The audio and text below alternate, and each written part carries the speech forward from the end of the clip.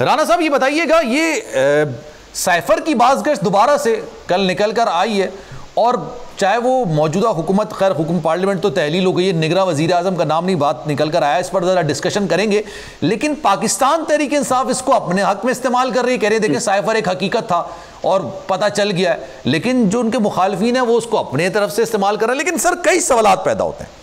पहले तो बात, वो मालूमात प्रॉपर है ही नहीं जो मालूमात होती हैं, और उन्होंने तस्दीक करने की कोशिश भी नहीं की जो इंटरसेप्ट की चीजें निकलकर सामने आई। अगर ये बात एक सेकंड के लिए राना साहब मैं मान भी लूं कि ये साइफर हकीकत पर मबनी हो सकता है, तो फिर तो ये सीक्रेट एक्ट की खिलाफ वर्जी है कि आपको बतौर वजीर आजम एक चीज पहुंचाई गई, एक डॉक्यूमेंट पहुंचाया गया जो इंतहाई सीक्रेट होता है, लेकिन आपने उसको जलसे में लहरा दिया और आपने अपने इंटरव्यू में ये एतराफ किया कि आपने उसको खो दिया। क्या कहेंगे सर?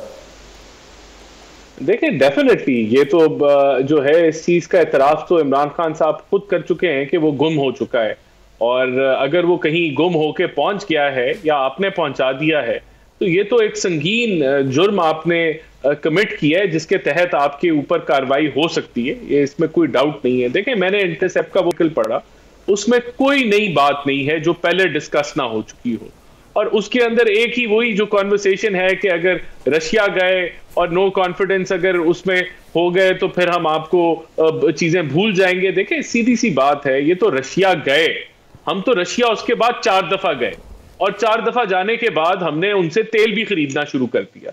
तो आज जिस चीज के ऊपर वो कह रहे थे कि हम भुलाएंगे नहीं या भुला लेंगे अगर नो कॉन्फिडेंस जो है वो कामयाब हो गई, वो काम हम 4 दफा हमने कर लिया पीडीएम ने, और उसके बाद हमने तेल भी खरीदना शुरू कर दिया। तो हमने तो 4-5 गुना उससे बढ़ के कर लिए जिस साइफर में उसका तज़किरा हो रहा है। अच्छा। दूसरी बात ये देखें, इमरान खान साहब जो हैं वो 200 दफा इंटरव्यू दे चुके हैं वेस्टर्न मीडिया को, और उधर एक दफा उन्होंने अमेरिकन साजिश या रजीम चेंज या इंपोर्टेड हुकूमत की बात नहीं की। उन्होंने कहा कि लोकल कंस्पिरेसी थी। नहीं, उन्होंने यहां पर भी एक बात बोली है, उन्होंने बात बोले कि अब ये बहुत पुरानी बात हो गई, अमेरिका का ताल्लुक ही नहीं था, ये तो यहीं से शुरू। फिर तो इंपोर्ट एक्सपोर्ट की बात भी होगी ना कि यहां से इंपोर्ट की गई, वहां से एक्सपोर्ट की गई, वो तो हर इंटरव्यू के अंदर एक नया इंकिशाफ हो जाता है राना साहब। तो मैं वही कह रहा हूं, ये चीज अब बार बार उठाना इनकी डेस्परेशन शो करता है कि इनके पास और कुछ नहीं है सवाए के झूठ को और फैलाने के लिए और बढ़ाने के लिए, लेकिन अपने आप को इन्होंने फंसा लिया।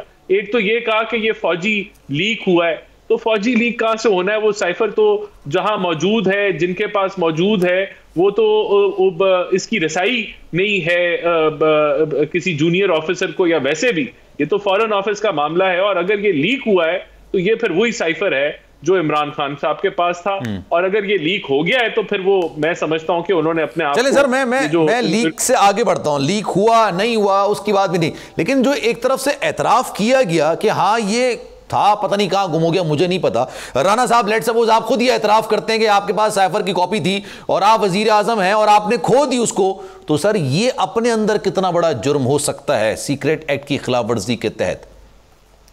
देखिए, डेफिनेटली ये तो अगर आप एक सीक्रेट कॉन्वर्सेशन जो कि ऑफिशियल सीक्रेट एक्ट के तहत उसकी रसाई या उसका जो प्रोटेक्शन है वो फर्ज है, और वो आप उसको कहें कि मेरे से गुम हो गया, तो आप कोई केजी क्लास के बच्चे तो नहीं है कि जिससे चीज कोई गुम हो गई और बाद में मिली नहीं। तो मैं समझता हूं कि ये इस पर डेफिनेटली ऑफिशियल सीक्रेट एक्ट की वायलेशन लगती है, और इस पर कार्रवाई बनती है। कार्रवाई बनती है, बिल्कुल। तारीख का अमीन,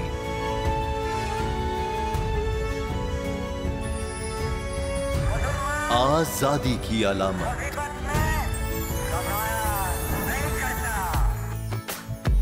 हुस्न का आईनादार, फिक्रो नजरिए की अक्कास, सरफराजी का गवाह, यानी हम सबका निगहबान पाकिस्तान।